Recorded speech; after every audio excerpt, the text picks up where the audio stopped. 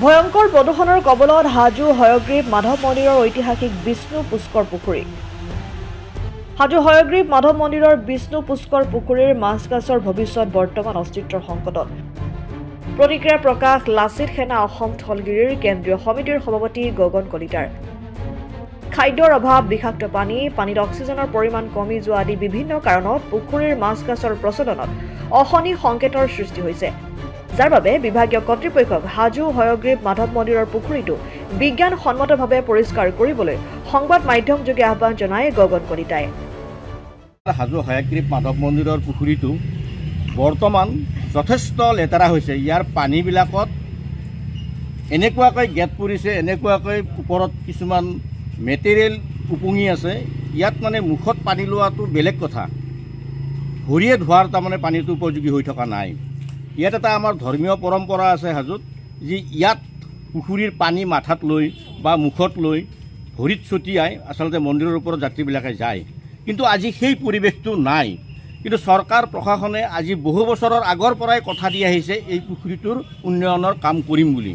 যোৱা বছৰ এটা কি হ'ল, তেওঁলোকে তাৰমানে ইয়াৰ পৰা কিছু কাছৰ পোৱালি লৈ যায় ফৰেষ্ট ডিপাৰ্টমেণ্টৰ যোগেৰে, ক'ত নেই কিন্তু আমি নাজানো। যোৱা বছৰো কাছৰ পোৱালি নিব অহা সংক্ৰান্তত ইয়াত মানে এখন আলোচনা চক্ৰ হৈছিল। সেইদিনাই কাছৰ পোৱালি ইয়াৰ পৰা লৈ গৈছিল। সেইদিনা আমি ৰাইজৰ ফালৰ পৰা বিশেষকৈ মই কাছৰ পোৱালিটো নিয়াৰ কাৰণে বন্ধ কৰিছিলোঁ, যি আপোনালোকে আগতে পুখুৰীৰ কাম কৰক, তাৰপিছত আপোনালোকে কাছৰ পোৱালি নিব। সেইদিনা কিন্তু মিটিংখনত, ইয়াত চৰিয়া ঘৰত হৈছিল মিটিংখন, সেইদিনা চক্ৰ বিষয়া আছিল, বিধায়িকাগৰাকী আছিল, চাৰ্কুল ফৰেষ্টৰ মানে আমাৰ হাজোৰ ফৰেষ্টৰ অফিচাৰজন আছিল, ADC এজন আছিল।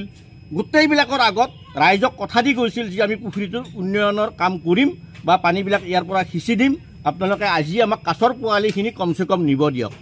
আমি যিহেতুকে চক্ৰ বিষয়া, বিধায়িকাগৰাকীয়ে বা ADC গৰাকীয়ে কৈছিল যে মানে ইয়াত উন্নয়নৰ কাম কৰিম, আজি কমচে কম কাছৰ পোৱালিখিনি আপোনালোকে নিব দিয়ক।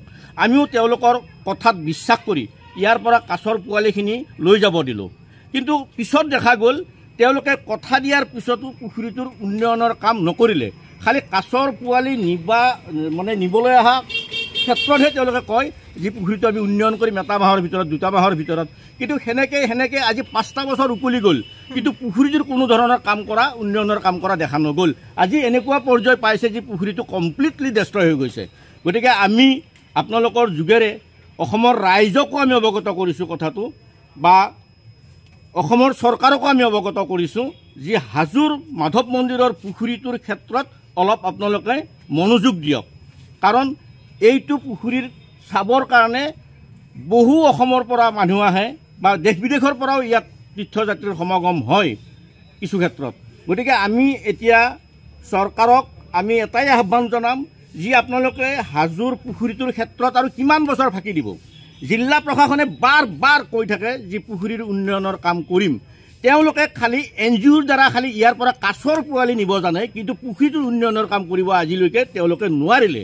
গতিকে আমি আহ্বান জনাইছোঁ অসম চৰকাৰক তথা জিলা প্ৰশাসনক, কামৰূপ জিলা প্ৰশাসনক, অনতিপলমে পুখুৰীটোৰ ওপৰত আপোনালোকে ব্যৱস্থা গ্ৰহণ কৰক। কাৰণ ইয়াত ঐতিহাসিকভাৱে ইয়াত মাছ কাছু চাবলৈ, মাছ কাছুৰ যথেষ্ট ইয়াত সমাগম আছে পুখুৰীটোত, আৰু ইয়াৰ মাছ কাছু বছৰে বছৰে মৰি থাকে, আৰু আজি শেষত গৈ পানীটো কমপ্লিট ডেষ্ট্ৰয় হৈ গ'ল।